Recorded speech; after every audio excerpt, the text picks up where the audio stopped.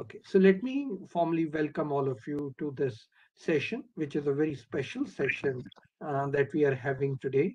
As you know, that our think tank, EGROW Foundation, is a policy-oriented think tank, and our main purpose is to provide policy-oriented inputs, which are based on solid research to policymakers. In this context, for nearly a year now, we have been devoting Friday afternoons and sometimes other afternoons too, but generally Friday afternoons in discussing about these issues, contemporary and burning, that our policymakers may need inputs on. Why we chose Friday is obvious, so that on Saturday one can think about it, and then the recordings are available by Saturday, and the working day starts on Monday. One has thought through the whole thing. It is in this line of thinking we have been during COVID time talking to each other, planning a multidisciplinary study on COVID and COVID related issues, looking at vulnerable groups, especially women and children, and sometimes headload workers, migrant workers who have been impacted.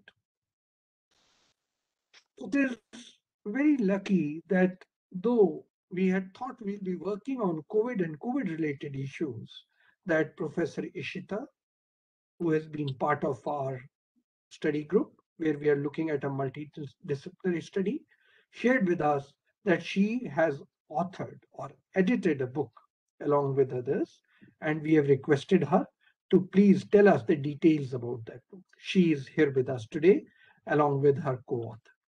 To chair the session today, we have Professor Kuldeep Kaur.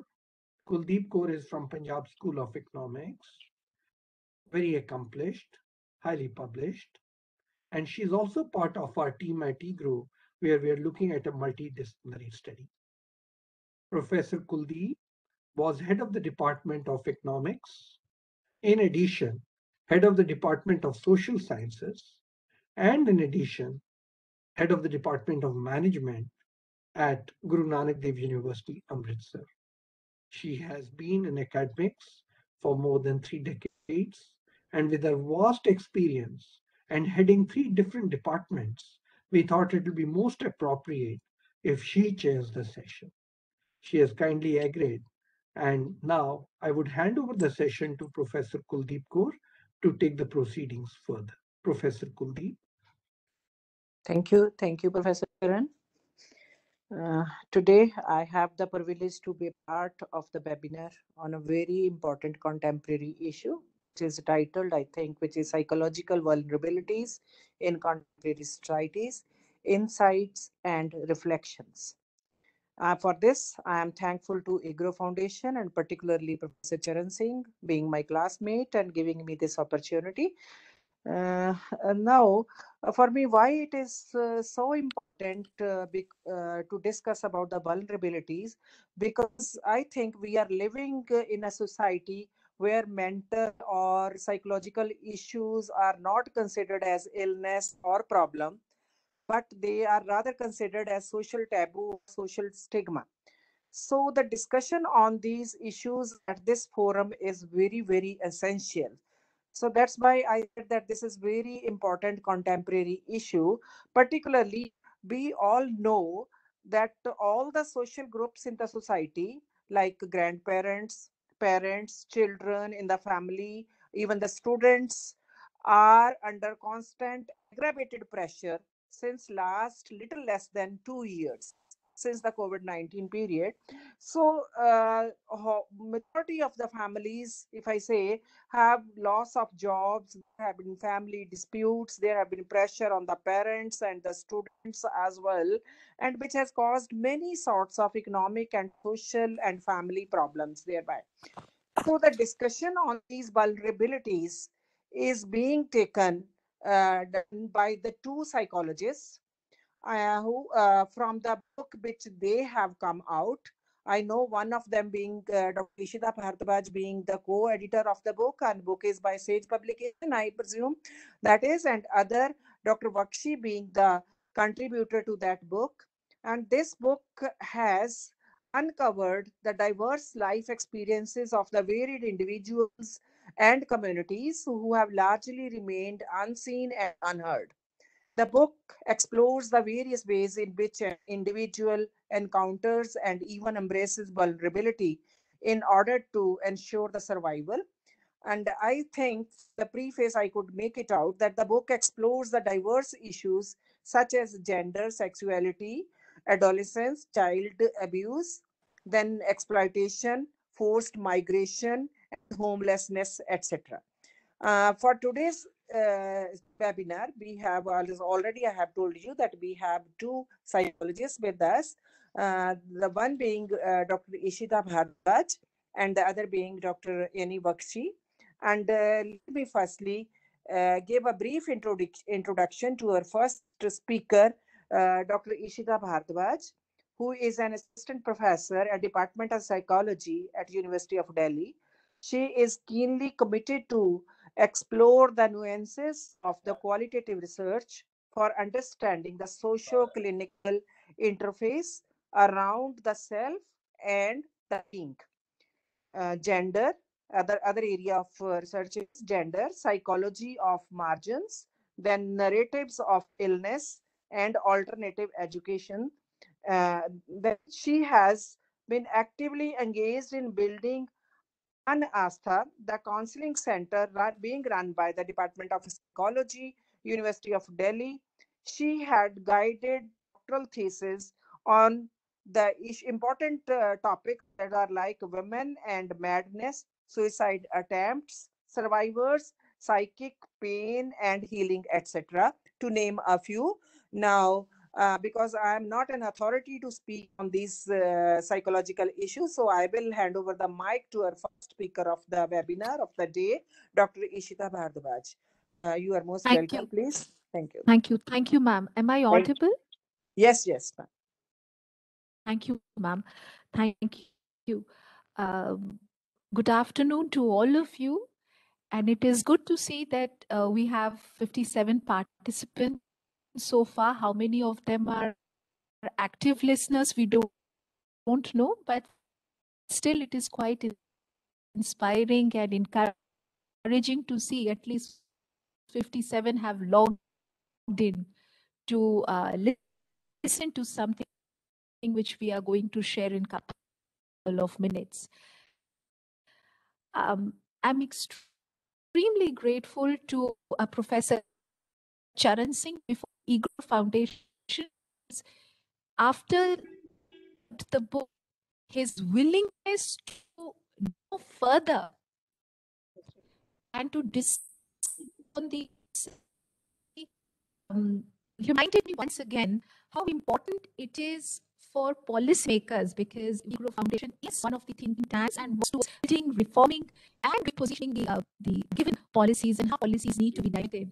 How important it is for this thinking tank to take in cognizance issues in, around, and about vulnerabilities. What is vulnerable position? What is a vulnerable population? Interestingly, while briefing us about building the context of today's talk, and we won't be extending beyond the given timeline, he mentioned few groups: the children, the women, and the ill. Now, these are some very explicit identified vulnerable groups.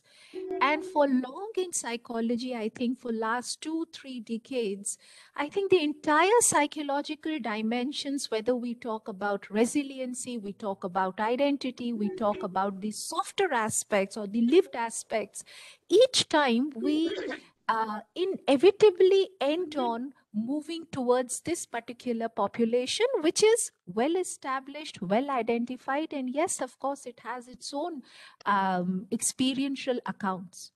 But the idea, and this is where I'm starting with, how and why did we plan a book on vulnerability itself? I assume that many of you may not be from the discipline of psychology, but vulnerability as a concept is definitely not an inside concept of psychology.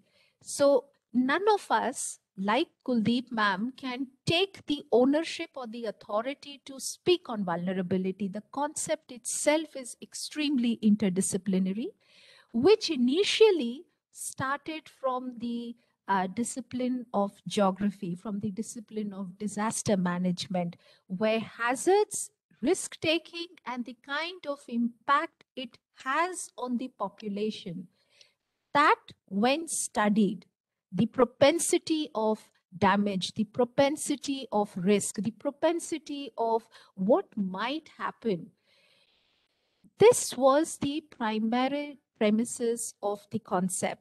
But in last 3 decades, psychology and other disciplines have been looking through the lens of vulnerability and trying to understand different phenomena working around us, happening around us, and what is the need of it, and why do we, and how it is important to pitch in and understand the abilities, the extent of hazards, and the extent of damage that might take place or that is taking place. So, going into the depth of it, if we could just look into the etiological meaning of the term, what the term means. So, vulnerability as a word, if we look into the history of it, it comes from the Latin word which is vulnus. Okay. Now, what does the word vulnus means? It means to wound, something which is in wound. Okay. And from there comes the Latin verb which is vulnerare. Now, vulnerare again, it means wounding, to wound again. From there on, there is a shift in the usage of word, and that shift comes with the term vulnerabilities. Again, a Latin word. Now, this vulnerabilities is quite similar to the way we have been using the English synonym, which is vulnerable. But here, it means what initially meant being capable of physically wounded or having the power to wound. Now, this is important. Something which is physically wounded or which has the power to wound. Now, these two axes of the term must not be treated on the same in the same wavelength, because they have different um, impressions and they have different impacts as well. Something which is physically wounded and something which has the power to wound. That was an important reason for us to take this. The next part was that eventually it started holding a meaning of defenselessness. And precisely now, when we use the word vulnerable, I feel vulnerable, or those are the vulnerable individuals, it kind of hints to their existence, their position, which perhaps has low or no ability to defend themselves. It is without any defenses. Now, defense to what? That is an important question. Is it a defense to what is the nature of power? Because power, again, cannot be hegemonized. Similarly, vulnerability also cannot be hegemonized. So that was another reason for us to rethink on the concept. How are we positioning this term? Mainly, the concept has been very significant, as I said, in the area of disaster management, in the area of climate risk managements, and what kind of adaptive abilities, adaptive competencies are needed with the shift. Here, I bring in a concept very popular in psychology, which talks about the emotional climate, which talks about the psychological climate. Because this idea of climate, this idea of environment, because usually in psychology, we only look into the stimuli, response, environment, and their interaction. But this existence of a climate, not just the climate outside, but the climate which is within me, my emotional perceptibility, my emotional ability, my emotional competency. And with that, the kind of shifts, the kind of changes that are taking place or that are impinging in my environment, how do I adapt with it? Is there an intrinsic factor to this interaction which is perpetuating in me a sense of vulnerability that may be unidentified, that which may be latent, or that which holds the propensity for any risk or making me to become at-risk population? So this thinking, this rethinking on the concept was primary concern for us to give it a thought and identify few spaces which Dr. Baxi would elaborate in her talk, which otherwise are perfectly okay. And I pardon me for using the word normal, appear to be normal, but in their lived experiences, in their structural positioning, there is an propensity of embedded vulnerability which needs to be acknowledged, which needs to be addressed. So we thought, let us shift our direction, let us shift our attention from the usual identified populations, because these populations, often when we talk about them, we tend to deviate our concerns, or we tend to diffuse our concerns in thinking deeply. How do we generate a sense of accountability? How do we generate a sense of intervention? क्योंकि ये तो vulnerable है, ये vulnerable रहेंगे, अब क्या करना है? तो एक open and shut space की तरह बात हो रही थी. तो वहाँ से we thought, let us go from the end to the from the margin to the center, highlighting the issue of vulnerability. Now, with this definition and with this the very meaning of the term, there is this very interesting concept that took our attention, and this concept has been given by Cardona. Cardona's definition of vulnerability, which is again a very centric point, it says there is the significance of convolution, a mathematical concept. Convolution, the ones who are from science background, especially from mathematics, would understand. And he describes it the concomitance and mutual conditioning between hazard and vulnerability. Now, this is something which I would want to draw your attention. I would want you to think upon, because in the given times, I'm not referring just to the times of pandemic, but even to prior pandemic, we are living in a condition, we are living in a state where identity assertion, self-presentation, and my authority and my power is taken to be the centric way in giving sense to my life. And it's not identity just as social or personal identity. Now with living in a global community, I am in a same given time and space equation, in the same given time and space dimension, I'm participating in multiple identity making, multiple identity construction.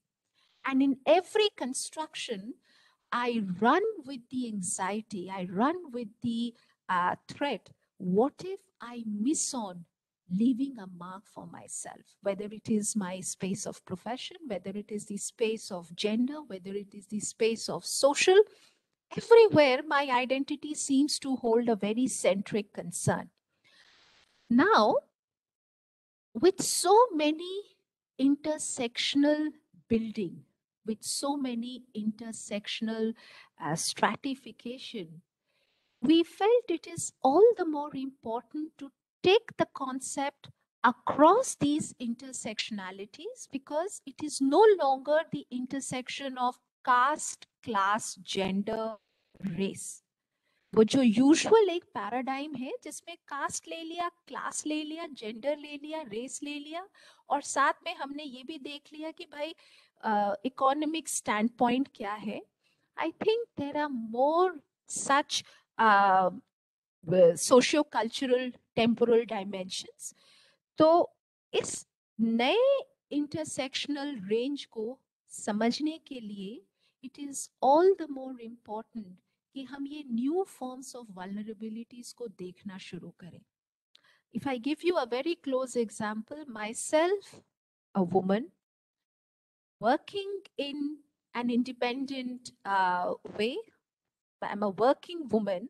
So working woman, but also having a family set up, negotiating with my power, going through the issue of childlessness, another dimension, coming from a certain class, coming from a certain religious belief system. So with all of this, how do I conceive and how do I live with the experience which makes me vulnerable, but which also makes me very assertive? So this was one important dimension across which we thought we need to think upon.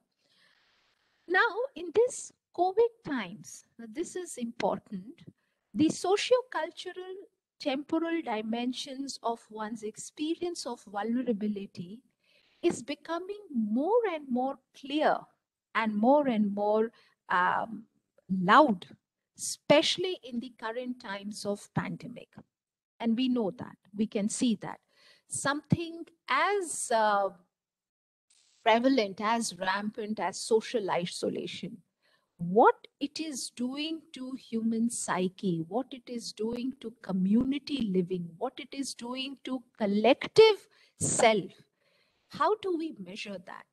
How do we bring about a robust intervention where we know that if this is being practiced, if social isolation is practiced, it is going to have these impacts, because these impacts are not linear, A. These impacts are not universal, B. And these impacts are getting situated, they are getting contextualized based on the groups on which they are implemented, A. So there is the historicity of vulnerability with which each one of us are here. And now with the current practices, the ongoing practices, what interaction takes place between the lineage of my vulnerable experience and the positioning or the imposition of my of the practices. So how do we make a measurement of it? Closing of borders. Now this is something which I know Dr. Baxi would elaborate in her talk, because so far we were only looking into the dimension of migrant population. And I think in the entire pandemic, which is still ongoing, much of the policy making concerns centered around migrant population. But I think as a psychologist, I wish to ask, who can be qualified as a migrant? Because one thing which the pandemic has really inflared in all of us is a sense of belongingness. Where do we belong? And I think this is not just a question coming to me personally. This is also a question coming to us as part of groups, whether is the nation, at the level of nation, at the level of society, at the level of religious group, at the level of cultural groups, where do we belong? And we could see that worldwide, there is this new revival of trying to assert our rootedness. How do we root? Parallel to this assertiveness, we see a new form of control, power control. And this new form of power control is who can be allowed to enter and who is not permitted to enter. And I think this is something which psychologists must closely watch for, because this is almost very close to the idea of misrecognition, to the idea of acceptance and rejection. तो कब आप accepted हो रहे हैं किसी group में, कब आप rejected हो रहे हैं किसी group में? When are you allowed to enter a state and now you are not allowed to enter a state? You have to plea, you have to go from one place to another. Homelessness is a new phenomena which is coming in a big way. And I think the students in psychology or insiders in psychology would agree that so far we only looked into the destitute population. We only looked into the population on street to understand the phenomena around homelessness. But pandemic has really made it a more complex experience. Many of us, and especially from a gender perspective, in spite of being in their own abode, in their own setup, the sense of alienation, the sense of being estranged from the environment was a new phenomenon. And we know that there was the data shows a high rise in domestic abuse. The data shows a high rise in suicide attempts, high rise on physical violence, emotional violence, lot of complaints. However, the documents do also hint at something happening at a psychological level, which we need to cognize, we need to address, and accordingly, we need to also rework on the abilities, the ways of intervening it. There is this another concept around the migrant population, which is the geopolitical mobility. And geopolitical mobility, and I think the ones who are from geography and who are from political science would agree, there's new forms of movement shifting from one location to another, owing to natural hazards, owing to natural calamities, owing to disasters. How do we create a sense of accommodation for them? How do we take them as ours? And I think all the more with the global outlook, which was there, and I don't know whether we would still call ourselves as global as we thought in the pre-pandemic times. Pandemic has really introduced a new form of crisis between being global and being local. How much am I of my own, my native space, and how much I should be of the global space? And I think worldwide we see this phenomena being very, very active. Now, this geopolitical shift, which talks about the crisis, yes, it talks about a huge chunk of population in search of home.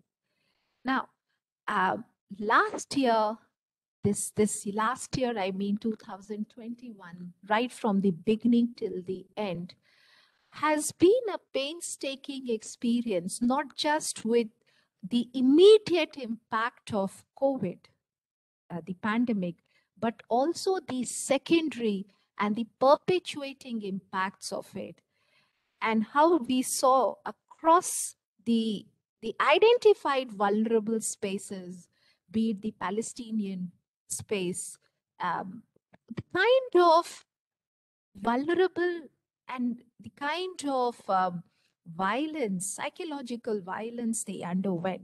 So, this seeking of home is going to be, and this is what we think is going to be a major, major concern, because now allocation of power, allocation of resources, which could match my sense of belongingness, which could match my sense of competency, is becoming difficult.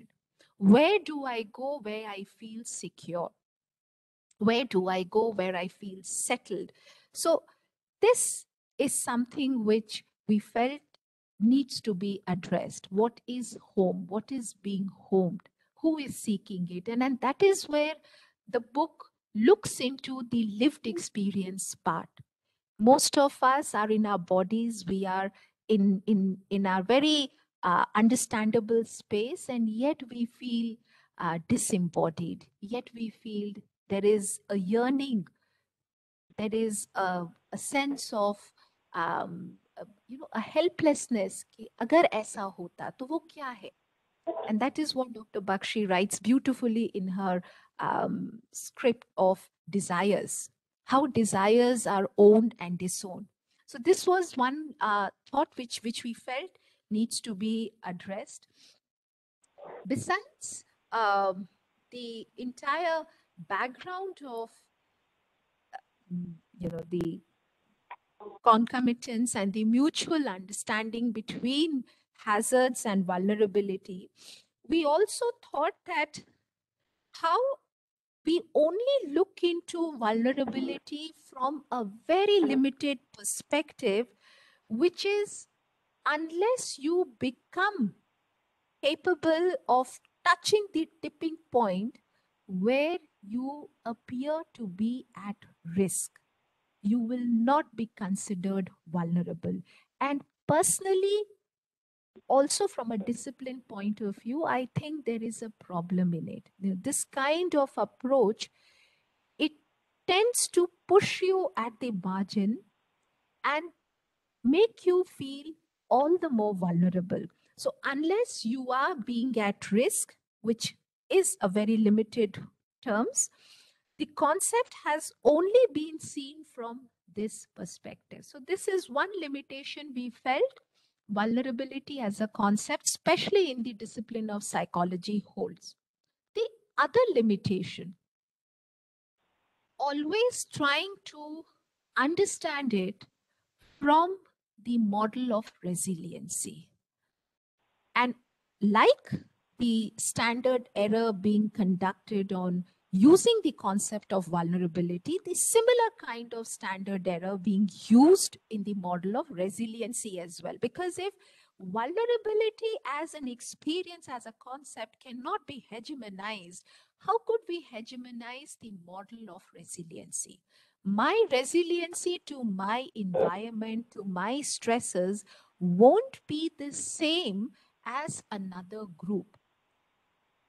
This all the more makes it important for us to identify and distinguish core features of different groups, their interrelationality, their intra-relationality, and when they are positioned together, how vulnerability is experienced.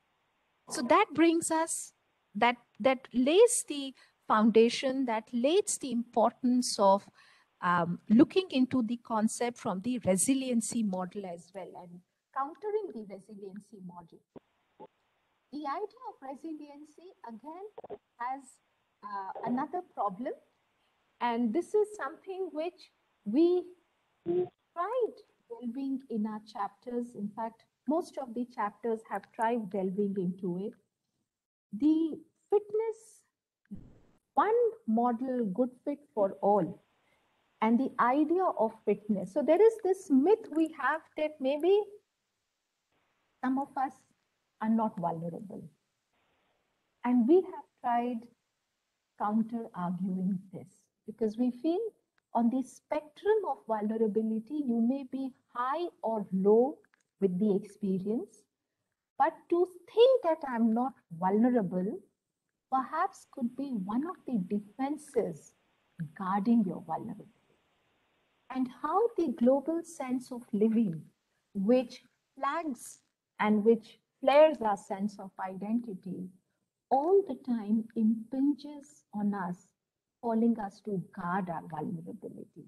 So instead of talking about resiliency, instead of talking about coping, instead of talking about adaptation, how am I coping with this situation? We feel that it is high time we talk about the experience of it. We've looked into the textures and shades of it and not deviate the path and call the population to look at others who are coping with it. If they can do, why not us? This idea of putting everyone in the same box is something we thought to not just to challenge, but to look for ourselves. Is it really possible? Can we have another model? Can we have another way of understanding the experience path? Uh, Here, I think we draw a lot of inspiration and in building the dimension of our book was from the classic work of Rose and Killian, which was in 1983. It was considered as one of the path-breaking work where they tried positioning vulnerability as a critical, meaningful experience embedded in everyday life. I think the ये जो अभी थोड़ी देर पहले जब sir ने ये बात कही थी the children the women some of us would not want to be classified as vulnerable group. Now this is just my personal stand and others are free to differ from me. Just because I'm a woman, I must not be considered vulnerable. At the same time, because I'm a woman, I must not be pushed to be empowered as well. Allow me to live with my fragile self. Allow me to speak of my own susceptibilities, my own difficulties. And in doing so, how do I emerge with myself? I think this kind of dichotomy, this kind of gap in the knowledge of psychology and in the world of practice, whether as a social psychologist, as a developmental, as a clinical, is very important to bridge. Because every time we are rushing to either become empowered to pick up a position or we just immerse in the experience of being gullible to this experience of vulnerability. Can I live with both? Now, this is one empirical question. We wish to go further with our research. We wish to go further with our exploration. But just an idea which I'm sharing with the audience, is it possible to be vulnerable?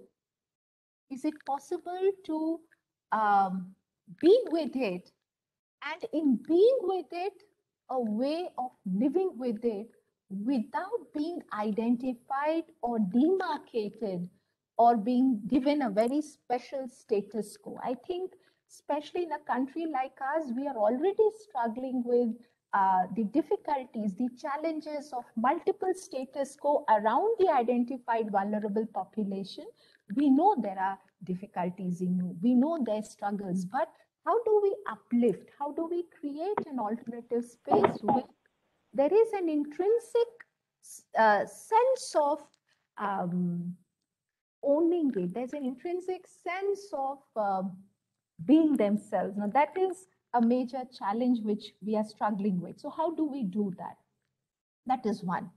The second important part of an empirical idea which we tried delving in the book, and later Dr. Baxi would elaborate on it, is on the process of encountering vulnerability. I think this is where, as psychologists, we perhaps can contribute slightly more than other disciplinary experts, because it is this lens, this process, which needs to be sharpened which needs to be seen from a better light, and also search for ways in which it can be taught, it can be dealt, and it can be uh, formulated in some capacity. The diffused way, the fear of not being vulnerable, the anxiety of not being vulnerable, it actually takes us away from encountering it. Whether we see that from a historical lens, most of our current suffering and the current conflicts are coming from an imagined, not I'm saying imagined because I have not uh, dealt with it. There are figments of imaginative, there are figments of passed on, there are figments of historical experiences, there are figments of collected conscious and unconscious. With all that baggage, how do we evolve a better lens of encountering our vulnerability and to move ahead? So this was the larger dimension we thought of looking into. This was the larger dimension we thought of going deeper, and that is how the chapters and ideas of the books were framed.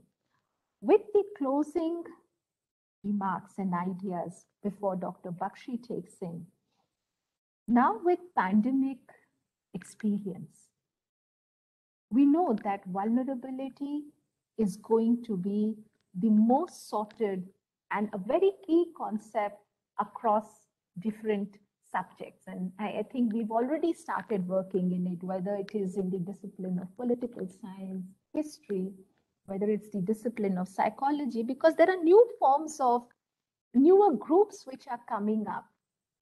And most of these groups, we barely have any prior understanding of it because it's a new phenomena. और इसको समझते समझते भी अभी हमें समय लगेगा.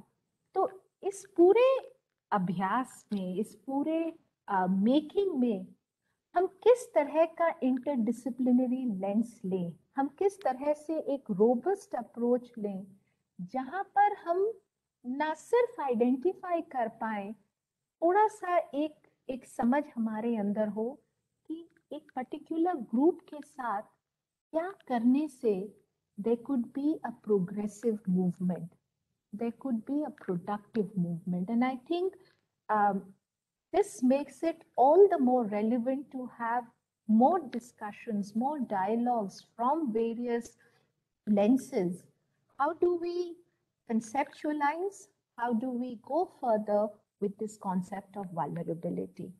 And maybe later on, if there are questions, we can have and we can take some more discussions on the same. Thank you, sir. Once again, thank you, Kuldeep, ma'am. Thank you, Dr. Bhardwaj, for giving an elaborate explanation of the term vulnerability and making us much more highlighted about this vulnerability concept, and also highlighting the different dimensions of the book which it covers, like migration, then homelessness, geopolitical shift, then psychological violence. These concepts are virtually new to us. And also you have highlighted that your book highlights the coping up mechanism. I think now it's my opinion that this is must read book nowadays because it covers so many dimensions which are not known to us. Thank you so much, Dr. Bhardwaj. Now my call is for Dr. Baxi. Let me just briefly introduce her. Dr. Baxi is currently working as an assistant professor at Jesus and Mary College, University of Delhi. Her areas of interest are quantitative analysis, gender studies, and clinical psychology. She attempts to study the social and intrapsychic patterns of identity and relational meaning making. May I now request Dr. Bakshi to take over the charge of the mic and share her talk, and let us postpone our discussion or take the questions afterwards after the second speaker has finished her talk. Am I right? Everybody, if I Yes, agree ma'am, with that me, will be yeah. better. Yeah, that's it. Now over to Dr. Baxi, please. Thank you, ma'am, and good afternoon, everyone. I shall begin with expressing my gratitude to Professor Charan Singh, Professor Kuldeep, the EGROW Foundation, and to my teacher, Dr. Ishita, for asking me to speak about a work that our department has been doing for several years now. It has contributions from my senior teachers, my colleagues, and all of this work under one heading of psychological vulnerabilities is very important to speak about in the contemporary times, because as ma'am correctly said, that we are not only covering diverse populations but also diverse concepts, difficult concepts, and not only at visible vulnerabilities but also vulnerabilities of people that seemingly on the face of society appear to be more empowered than others. And I cannot help out but say this very clearly, that we are having this talk on 31st of December, which is the last day of the year, which has been immensely challenging for all of us. And it is also the day that some of us reflect on the past events of this year. And I believe that whenever such reflection occurs, we encounter our vulnerability. And this hope helps me open this book for us. I've divided my presentation in 3 sections, which sort of summarize the chapters in the book, which is first, vulnerability as conceptualized at macro level and individual subjectivities. Second, invisible vulnerabilities. And third, the intimate relationship of vulnerability and resilience. It has been, all of these topics has been initiated by ma'am, but I will add the chapters and how they contribute to these different sub-themes. Now, different disciplines, especially social sciences, have all emerged with the need to address human challenges, their points of pain and suffering. And so is the discipline of psychology. And we have taken different populations, as rightly told in this book. And for some of the populations, there's a lot that has been happening already at the macro level, say in terms of policies, in terms of community work, in terms of technological interventions. But there are some questions that remain untouched while we are trying to address their macro level vulnerabilities. For instance, if we speak about refugees, there's a chapter on Tibetan refugees by Ms. Pallavi Ramanathan and Professor Babu, who talks about how refugees are first defined. We have the Geneva Convention. We speak about this. If you come in this category, you're a refugee. The Citizenship Amendment Act, much has been spoken about in recent times. But little is touched upon the fear of isolation, the constant living in uncertainty. And that was highlighted to us in the pandemic when we heard stories of migration, when we hear stories of people unable to meet their loved one because they're in a different border, across the border. So this fear of uncertainty and living in a sense of isolation is also the psychological vulnerability that the chapter is trying to highlight. Another chapter speaks about caste-based discrimination. So again, at the policy level, we have reservation policy, we have the quota system, and the rationale for these policies are that they're intended to uplift the groups that have been marginalized. But the chapter highlights about this feeling of being the other in the community. So you might get a job through the reservation. You might secure your seat in a particular institution. But how will we counter this feeling of being the other? The feeling of being excluded in both personal and professional conversation. Another group that the book addresses is of adolescent girls in slums. And an interesting portion of that chapter talks about the access to a lot of opportunities and information through technology. And that has been an interesting point even in the pandemic. Technology has revolutionized. We are having this webinar online, which might in the pre-pandemic time have happened in an auditorium. And the rationale for most technological interventions is this: we provide opportunities and access to people who might otherwise not be able to get them. But what does this access do? What does this exposure even do? Does class lines and caste lines and identity lines get blurred when this access happens? So even I might live my life as whoever and wanting to be quote unquote equal through a social media page of mine, but am I really living that? What is my life? Through my screen or through my flesh and body? So in these different populations, so seemingly vulnerable populations that different disciplines are trying to work with, the book highlights about the psychological vulnerabilities, their lived experiences, and their individual subjectivities as they grapple with their very obvious challenges. The second dimension is about invisible vulnerabilities. So there are several chapters in the book that have participants from empowered sections, like say empowered women who are infertile, housewives, sometimes caregivers, even established institutions. And these chapters highlight the cultural blind spots and the fear of not aligning to a dominant script that these groups experience.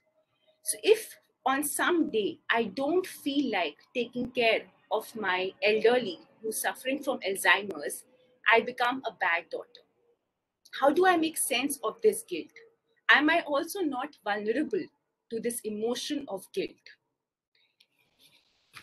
The fear of being alienated, the fear of being excluded from dominant mainstream roles, the fear of rejection, of not being accepted by mainstream society if you don't adhere to the given norms. These groups also experience a sense of vulnerability that we often don't speak about. Now, contextualizing this in the case of the pandemic, my personal, I often feel for people who were not diagnosed, who might have been asymptomatic, who were the caregivers of people who were diagnosed with COVID-19. Very little has been spoken about the burnout that these people might have faced. We have been talking about healthcare workers, but what about our family members, our loved ones, who did not have the label of COVID-19 positive, but still were the caregivers every day, every day when their loved ones were experiencing that illness. So, these kind of hidden and invisible vulnerabilities have also been highlighted in this book. The last section speaks about vulnerability and resilience. And here I would like to quote Brené Brown, who we cannot not mention today because she has been working extensively in the area of vulnerability. She says, vulnerability is the birthplace of innovation, creativity, and change. Okay, so it's not all limitation, it is not all pain and loss and suffering. It is also a space where change can happen. And here, Dr. Dinesh Thabra talks about the concept of positive deviance, okay, where he says that community resources, local knowledge can be used to develop models of resilience for any sort of problem. And he's given an example of a population where they try to educate sex workers with the slogans, no condom, no sex, and how the community in itself comes up with models using their own local practices and knowledges to create a deviance, to create a departure from a challenge that they collectively face. The concept of resistance also is spoken about in the book. So while people are vulnerable and while I acknowledge my vulnerability, I also develop systems and ways of resisting it. So if I don't adhere to the dominant female script of being a housewife, I voice my resistance, I bring about a change that is also an aspect of vulnerability. So voicing, acknowledging, building awareness about vulnerability and creating patterns of alternatives and resistance. The last thing that I want to speak about in the concept of vulnerability and resilience is through the chapter on child sexual abuse by Professor Sujata and Professor Rajesh. They talk about on how the primary goal of public health systems has always been prevention. And there is a need to develop socio-ecological models that speak about resilience. So when the trauma has happened, how do we bounce back from that trauma? Why do all reforms need to be more around prevention after the trauma has happened? What about building discourses, policies, frameworks around resilience and vulnerability, and not only on preventing any sort of vulnerability to happen? And again, locating this to the COVID-19 era, I sort of feel that again, a lot is spoken about prevention strategies, how to wear a mask, social distancing. But say you are diagnosed and how to bounce back, how to come back from it, not only physically, okay, but psychologically, socially, emotionally, bouncing back into a sense of fulfillment and healthy living. These are the three primarily prime themes in which the various chapters of the book can be clubbed. Lastly, I would like to just conclude my point with stating that, the landscape of vulnerability is very diverse. As you can hear from the lecture today, it is complex, it is layered. It is not always easy to identify who is vulnerable and who is not. It is not, again, easy to identify vulnerability and empowerment, but replacing the point of empathy that we usually stress on in psychology lectures, that, we need to be empathic to people. I would like to present an alternative that's let us encounter our vulnerability and use this vulnerability of ours to experience compassion for others. And on this note, I would like to conclude my point, and I'm open to questions and discussions. Thank you. Thank you, Dr. Annie Baxi, for supplementing Dr.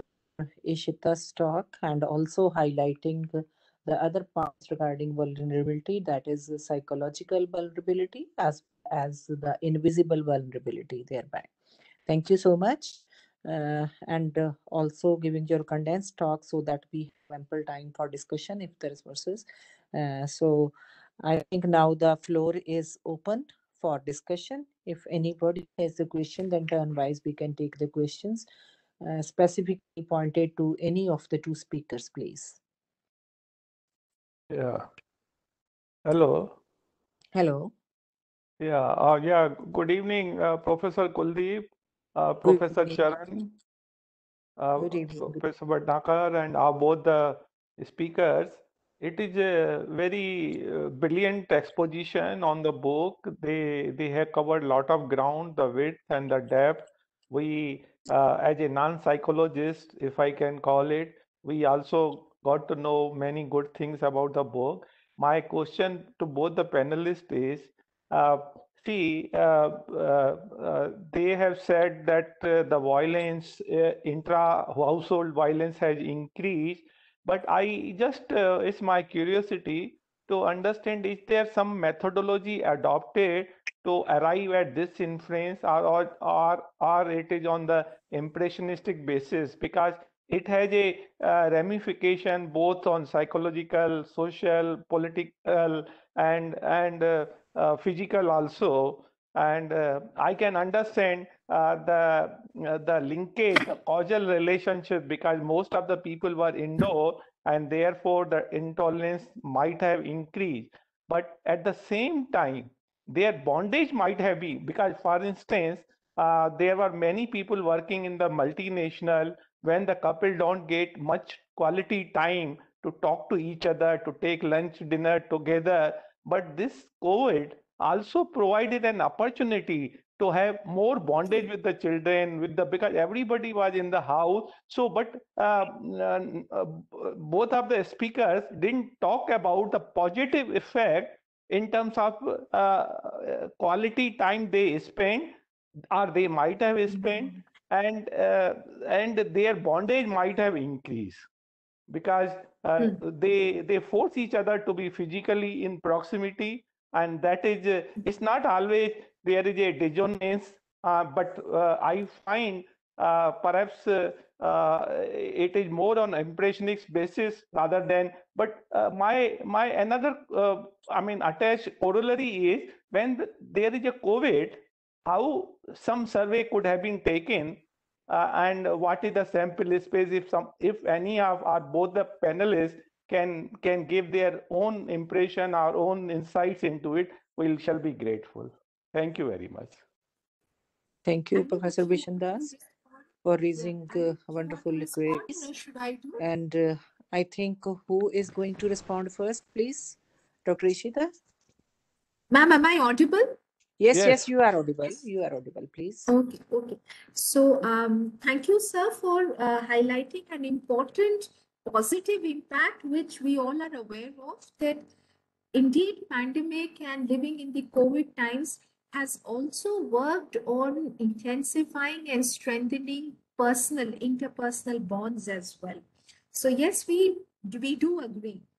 As far as talking about the data in terms of rising cases around domestic violence, physical abuse, suicide rates, etc., we are still banking on the data available to us from secondary sources. But this is the data which is being officially released, if you could see, by the government, by the gender studies, etc. Being a counselor myself and Annie, she too practices, we have come across cases, if not in bulk, but the frequency and frequency of it is increasing day by day, because rightly you mentioned living in a different zone where I am called to adapt, I'm called to adjust in a new manner. I was used to seeing my partner being out for 12 hours, for 10 hours, 16 hours, etc. But now I have to live with the same person under the same roof and adjust and accommodate. So this kind of accommodation has really brought in new challenges and new abilities to go through it, to live with it. And different individuals and different genders have responded differently. That is one. So we are definitely not highlighting our own collected data. We are in fact working on it and working with the EGROW Foundation on the same. What could be the probable reasons? What could be the identified, unexplained reasons for the said rise in domestic violence, the said rise on women issues or gender issues? What are those reasons apart from what we have known so far? Right, sir? Yeah, let me also add, because whatever informal survey, let me also introduce myself. I'm Professor Ashok Vishendar. I am Professor of Applied Economics in Indian Institute of Public Administration. At the same time, I'm Director of EGROW also. Just to this, but I also did independent survey among my colleagues, though my sample size was very thin. Many of them I got the feedback, and I did in a very scientific manner, that they say earlier they didn't have much time with the children, and therefore they got close to their family members, and that provided an opportunity. What I presume,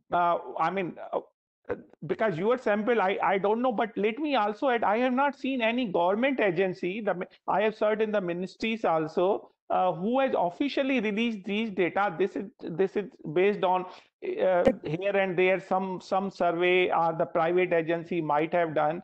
But let me I will be grateful if you can give me the source of those study which has brought out. I will be grateful to you, because I have not come across. That is point one. And second, this is my hypothesis, and kindly I want to solicit your reaction to this. Wherever the violence has taken place, it is through the job loss, because that has created the frustration, either job loss or reduction in your pay. pay and salary, because those were the cases, and that could have created some kind of irritation which might have led to violence. But directly, I find no reason why there should be a causal effect of COVID being in the same household should lead to violence until there is an external irritant. Just I gave an example of job loss or reduction in pay.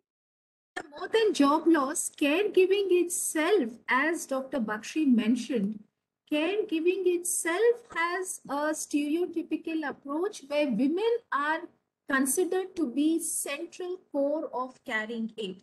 I think the COVID has brought this question more in a more hitting manner, in a more hard-hitting manner for all of us, because I'm working, my partner is working.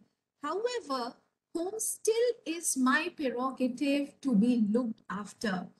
So with this space, this new COVID space, idea of sharing household work has been a point of concern for many, many stakeholders. And just to give you a point, because very recently, many of the media reporters and media agencies contacted psychologists to know why there has been a high rise, because the latest data being published by National Crime Record Bureau, उनके उसमें ये निकल के आया है कि suicide rates have increased, and even the violence against women has also been highlighted. तो बहुत बार ये सवाल पूछा जा रहा है कि भाई सडनली ये वाली चीज क्यों हो रही है, but we totally agree with you, sir. I personally agree with you. We need to have a systematic stock taking of the suggested direction and find a way in which we can identify those factors, if there are, for the rise of it. And if there have been a sense of harmonies, there have been a sense of chord, what would be the contributing factors for that as well? I think both these sides need to be well studied. Thank you very much. I feel enlightened by your exposition. Congratulations for your book to you and to your co-panelist, Professor Bakshi, to both of you. I become richer in my knowledge of psychology, I must admit. Thank you. Thank you. Thank you, Professor Vishandas and Dr. Ishita. Now, I think there is, before I put forward another participant from the seminar who is keenly ready to put a question, that is Dr. Raj. I suppose he wants to ask the question, but before that there is one observation by one of the participants, Dr. Ria Ray, by both the speakers. I beg that all of us are vulnerable, while the type and intensity varies among people. Everyone or some vulnerability. Is there any way to measure the extent of vulnerability as well, Dr. Ishita? And ma'am, what was the extent question? of vulnerability? Is there any way to measure the extent of vulnerability? That is the question? Yes. Okay. And this is what, ma'am, this was one of the larger questions we had in mind while going deeper in this concept, because so far vulnerability has been looked from the lens of resiliency, from the lens of challenges. But how do we encounter vulnerability? I think in my couple of minutes sharing, I thought of pitching this idea. Can we build a robust way of looking into one's own vulnerability that is embedded in my day-to-day experience? Because unless I do that, intensity, extensity, and the replications of it cannot be studied, cannot be understood. So every time the threat of being vulnerable takes over me, and more than encountering the experience, I am worked up in building my resiliency. So this process itself dissociates me from my lived reality. This is what we meant by lived reality. This is my lived reality. I'm experiencing it. But the immediate space, my understanding of self, my understanding of identity, my ways of assertion, they fail to provide a scope where I could encounter it. So I think as psychology practitioners and insiders, we thought that we do think we require a better way where the competency of encountering vulnerability needs to be developed instead of snubbing it, instead of putting it at the margins and only talking about resiliency. You are right. You are right that way, Dr. Ishita. Now, may I request the participant named as MS or Mrs. Raj? Yes, ma'am. Yeah, please. Shall I ask a question? Yeah, Yeah, thank you sure, so sure, much. sure. You are most welcome. I'm completely layman. I mean, it's excuse me if the question is not um, up to the mark, but what as a layman, what I understood is uh, vulnerability is a vulnerability, and when it can occur, either sometimes we put ourselves into a vulnerable situation, or it can happen to us due to some completely external factors. But in both the cases, the vulnerability still is vulnerability. So now the question is how we should come out of it, and who should, how is the social system which will intervene and reduce the vulnerability, or generally what happens in the any human instincts will start working in this kind of situation, but so to look for a solution.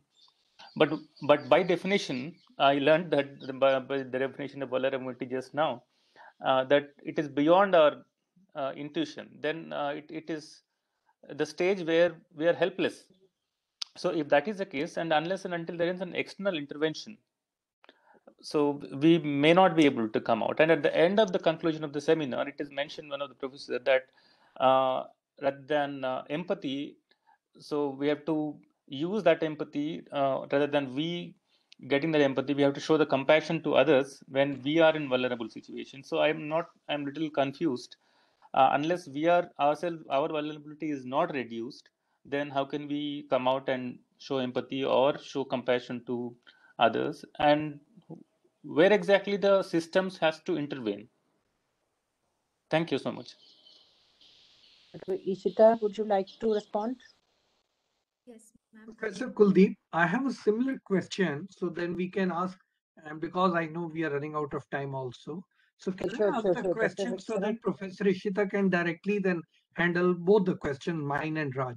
So Professor Ishita, firstly, I totally agree with Dr. Vishandas. Very, very good talk. Very good talk. And for lame people like us, a great learning experience. So thank you, you and your colleague, Professor Baxi. Now, my question, Ishita, is that first time today I felt the way you mentioned that just may not be totally, but just being a woman could make somebody feel vulnerable. Then my question was, it's very debilitating, at least for a workforce angle. If I'm working in a workforce thinking that I'm vulnerable, then automatically I'm very reactive, or I preempt by being overreactive. So that is something very worrying. And then that's where I would like to join with Professor Mr. Raj and say, how do we preempt it from the psychological angle? How do we preempt this feeling that I'm vulnerable? The second is, in matrilineal societies, would it be, or would you be aware of any study that in matrilineal societies, women do not consider themselves to be vulnerable? Thank you.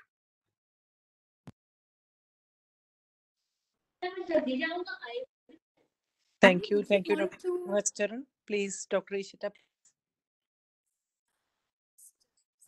Ma'am, we can't hear you. Ishita ma'am, are you saying something?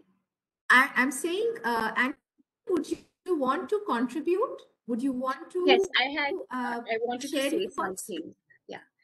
Actually, I wanted to say something about the larger theme that is coming up in all our questions, which begins from the question that we had on domestic violence. My hunch is this, that whenever there is a massive shift in society, as far as thinking, practice, everyday routine is concerned, we feel uncertain.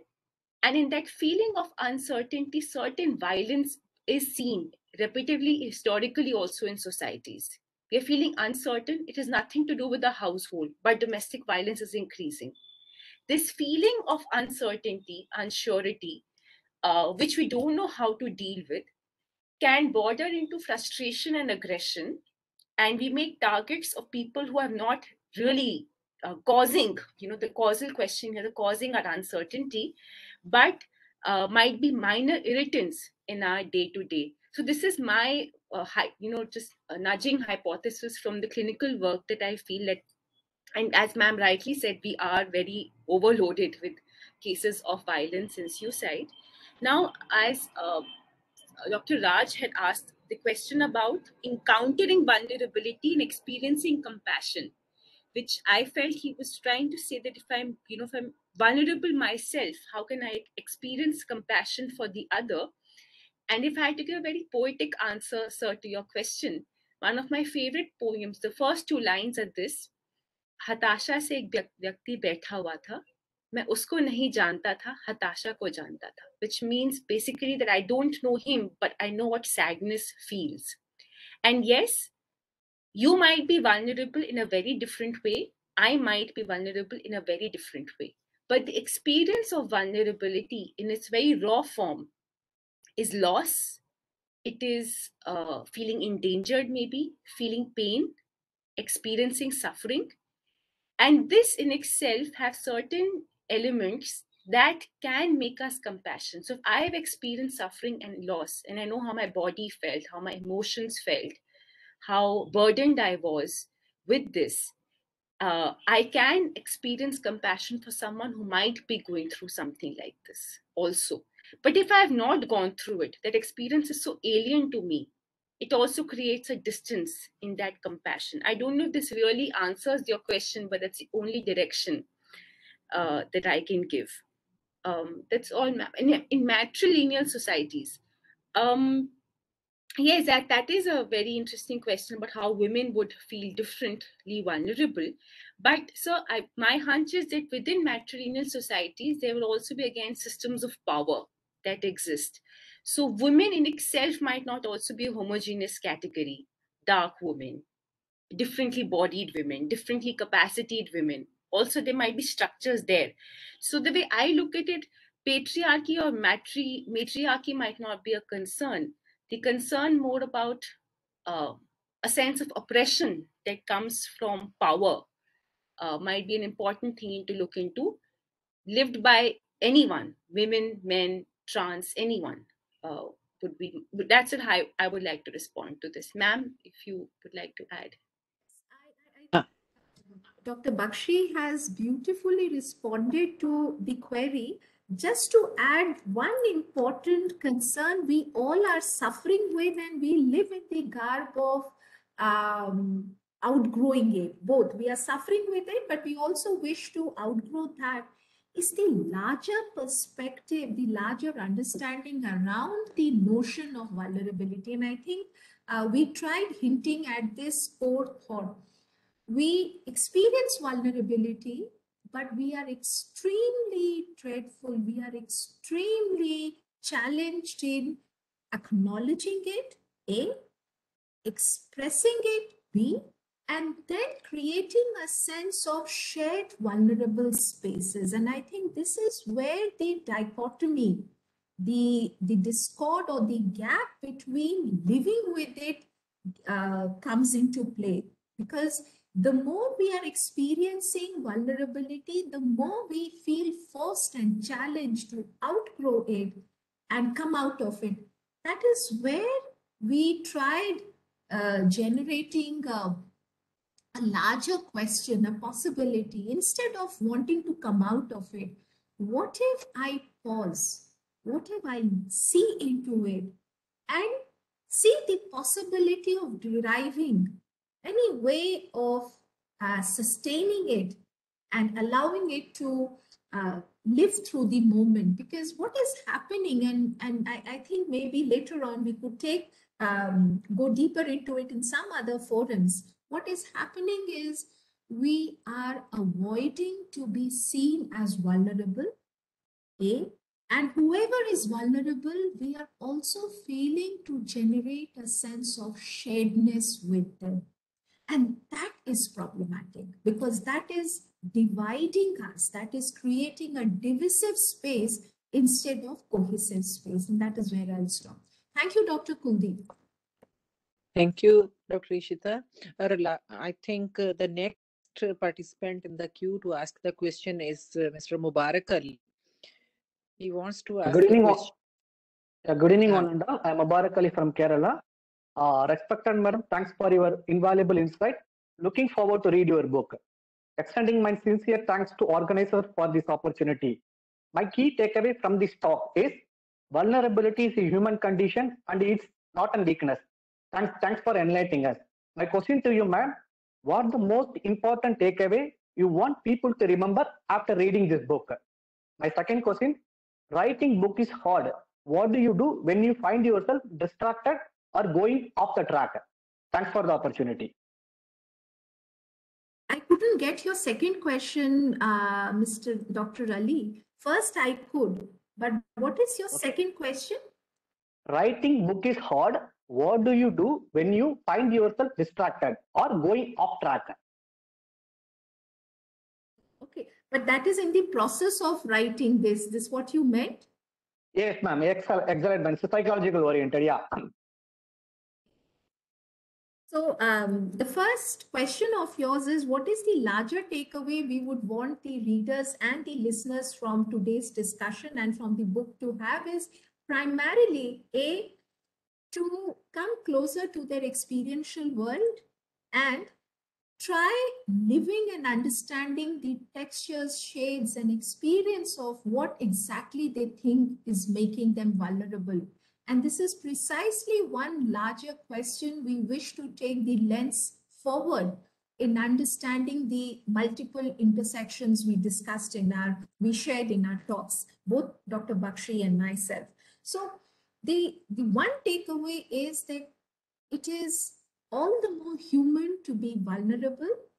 It is all the more important to acknowledge vulnerability because only then we would be having a depth listening capacity to understand the other. What is happening right now, each one of us is claiming the authority to speak and to listen, but we are failing to listen and we are losing our ability to speak because we are far, far away from what we are going through. And that is what I meant as a divisive societal space. So even within gender, as Annie rightly mentioned, it is not one group. So I am a woman, but I have my own issues, which is making me an outsider to women as a group. And similarly, another woman having a different set of issues is becoming an outsider of it. Now, these multiple positions need to be addressed for generating a more cohesive and a shared understanding. The second, I think, is quite a personal question, what I did, because I don't know what other authors did. But Dr. Ali, it took us 3 years to finally bring this book out. The idea was there, the effort was there, but documenting it and writing it from a point where we were not repeating ourselves. We were not trying to be academizing the thought, but making it more real. And I think this is one learning personally, both as an academician, as a writer, as a person who wants to go further with the thinking mind is, for whom am I writing? It should be more from my experiential world so that the other person can connect. We were tired and we've heard a lot about models of vulnerability and models of resiliency, but there should be some space for me to feel and think, this is something very close to what I go through. This is something what I have felt. And I think the pandemic has really brought in a lacunae, has really set in the lacunae where the discipline of psychology needs to understand the known concepts from a new lens. Yes, thank you, ma'am. Ma'am, Thank can you, I add Dr. something to Ishita. this? Yes, Annie, please. Ma'am, as a student with discipline, because I also transitioned from being a student to a faculty through this book, I felt that the whole dichotomy between empowerment and vulnerability was something that I learned, that dichotomy is not as sharp as I think it is, and to some extent even maybe false. So as an imaginary dialogue between a caregiver and a patient, can the patient whose vulnerability is very obvious also ask the caregiver that, this must be also difficult for you. Taking care of me must also be difficult for you. So, also noticing and extending to the vulnerability of the other, while of course the caregiver is extending to the patient's vulnerability. So that, at least for me, was the key learning point from this book. Thank you, Dr. Baxi and Dr. Ishita. The last question, I think, Mr. Raj is still online. He wants to ask another question. Yes, ma'am. Thank Mr. you so Raj, much. it Thank you should be so a much. fifth and And it's last question, please, yeah, because it's a we are very running small. out of time, and it should be the last question, I think so. Yeah, it's just a small trouble I'm facing with the concept. In the sense, we are into vulnerable when we are in vulnerable situation. If the vulnerability is internalized, in the sense, if we accept the vulnerability, or like for example in the case of domestic violence, if society says that society normalized it, it is saying it is very common for the husband to beat the woman. If the woman accepts it and there is no vulnerability, if the downtrodden caste accept that this is a social order, then there is no vulnerability. If they accept and move on, the vulnerability is coming into picture or arising because I moved against the social norm. I moved against the conventional, uh, path, as you mentioned rightly.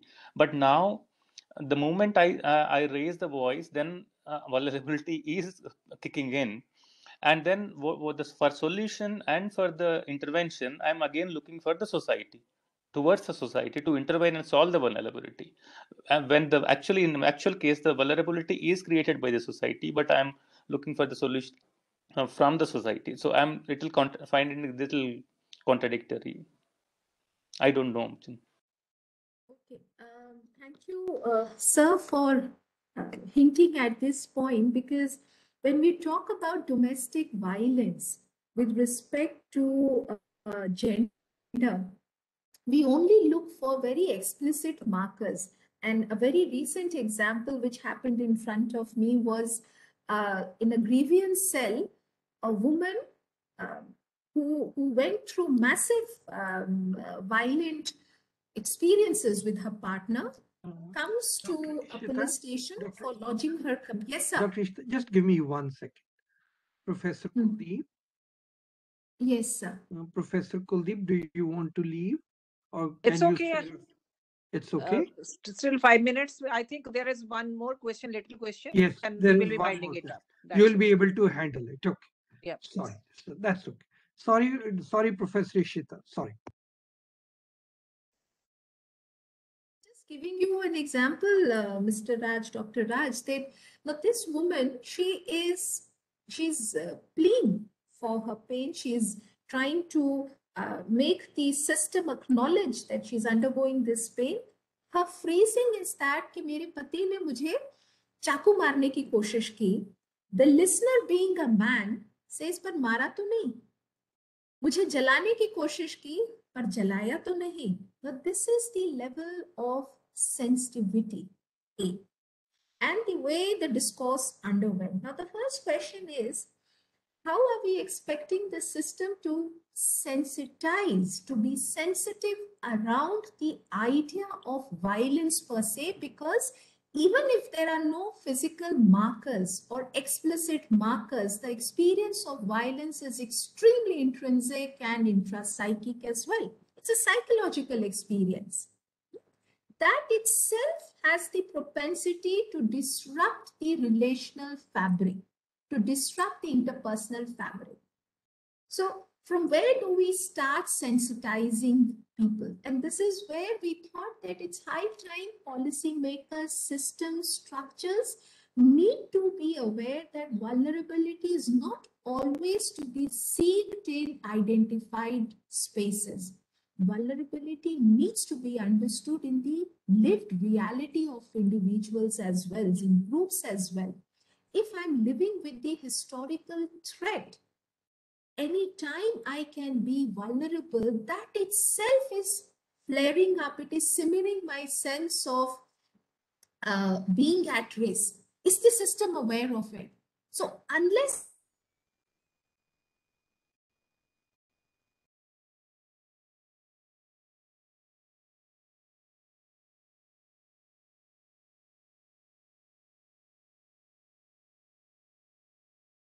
Hello.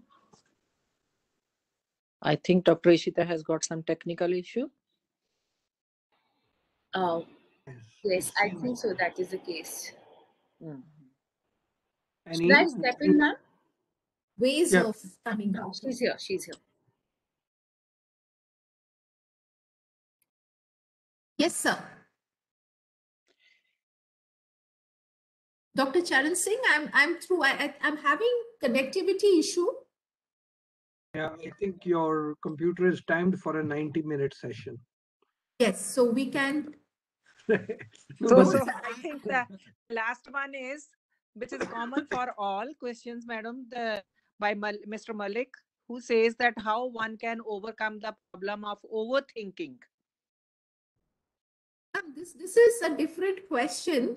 Yes, And yes, of course. it really calls for a long session. How do we differentiate thinking from overthinking? It's an interesting question, but it really calls for a long session. And I don't know how far the listeners and others are ready for it, but maybe in any other forum, any other session, we can take this. Okay, that's right. That's right. Thank you, both the speakers, for giving us a wonderful talk. Now, I think I should hand over the mic to Professor Charan Singh I for must further thank proceedings. Yes, I must thank Professor Kuldeep for sparing this time for us. I know she's busy and we requested her. Given her expertise and the wider picture that I mentioned in the beginning, I wanted her to chair the session. Thanks, Professor Kuldeep. My I must pleasure. thank also Professor Ishita and Professor Bakshi for such an elegant exposition of psychological issues with which we people, laymen and economists, are generally not aware of and do not appreciate those concerns which have come out so beautifully today in the discussions. The way Professor Ishita was explaining the question, oh, he wanted to burn you, but he didn't burn you. He wanted to stab you, but he did not stab you. That shows how fearful the situation could be. And I, as a man, can't even imagine to be in a situation like that and then work and operate. It is unbelievable. It's really an important psychological issue, needs to be appreciated how vulnerable half the population of the country could be feeling when these are the type of things that happen and these are the type of questions that one has to face. So it's really I'm thankful to you both, Professor Bakshi and Ishita, for sensitizing us to these important issues.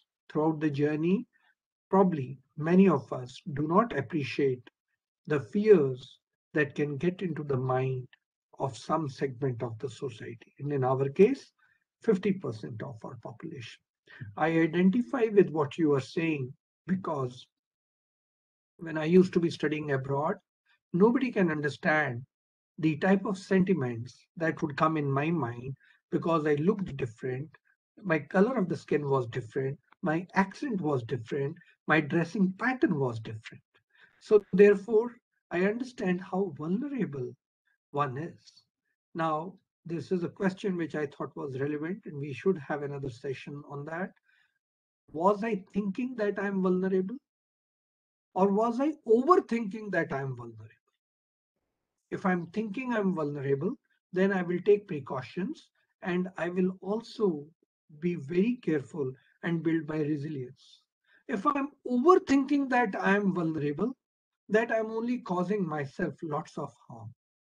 So these are important issues which we people in our daily life, at least me as an economist, always chasing quantified GDP, never thought about such important issues. So I want to thank both of you. And look, today is amongst one of those few days when I've realized how important to think about multidisciplinary studies. It is the world is so complex, and none of us, even after so many years of thinking and chintan, there are certain aspects we tend to miss. And if 50% of the workforce is suffering from this sort of a vulnerability, even thinking, and maybe 2 or 3% of them are overthinking, what is their output then? Can they give me their best? Or are they giving me because they're so vulnerable and they think they're so vulnerable? Are they just not able to give me their best, but just giving me some working out? So these are important issues for a nation, at least a nation which is growing. So I must thank you again. And tomorrow we will have the recording available of this important discussion that we have had. I'm sure many of us would like to listen to it again, and many of us would like to share with our students and others. Please do so. Next, as I told you, we are celebrating our transition from the previous year to the next year. We have organized 4 functions. Today was the second. The third function is on national multidimensional poverty on January 5. And I would welcome you all to attend that. And that is by another person who's a great practitioner, Professor Maiti. He's a former planning, monitoring, and evaluation specialist, UNICEF, and he was earlier with the Indian Statistical Service. So solid statistic work he will share with us. The timing is 4 to 5 p.m. And next Friday, we have, I think, one of the most important lectures that all of us should attend. It is about we Indians being the richest on the planet, guided by economic principles and planning principles as given in the Vedas, the Shastras, and Arthashastra. So, and who's going to be speaking to us? Professor Panchmukhi, 85-year-old professor, and his study is extensive, and Professor Deodar from Indian Institute of Management, Ahmedabad. It's going to be a 2-hour session, but I can promise you it will be an enlightening session. It will tell us what is important for sustainable growth. We people do not understand sustainable growth. We only chase capitalist ideology and materialistic world. Those 2 professors are going to tell us India was the richest on the planet for 3,000 years because we believed in balanced growth, sustainable growth, and they are going to find the roots from the Vedas and the Shastras and are going to tell us how concerned Indians were with the plants, the birds, the animals, the flora and fauna, as much as the planet's basic elements of air, water, and earth. Mind-boggling session. I have had a preview of it, and that's why I'm coaxing you. Please come and join that session. That is next Friday in the evening. I'll send you the exact timing as we firm it up with the professors. With this, let me now conclude once again, all of you to be with us on 31st December. And I think this was a perfect intellectual party that we have just had. And for an economist or for a thinker, this was the best way to celebrate the closing of the last year and ushering in the new. With that, let me then thank you all. Have a beautiful evening, a good weekend, and I look forward to meeting all of you on Wednesday, talking about multidimensional poverty, and next Friday, talking about our roots with the Veda. Thank you and goodbye. Thank you, sir. Happy New Year. Thank you, sir.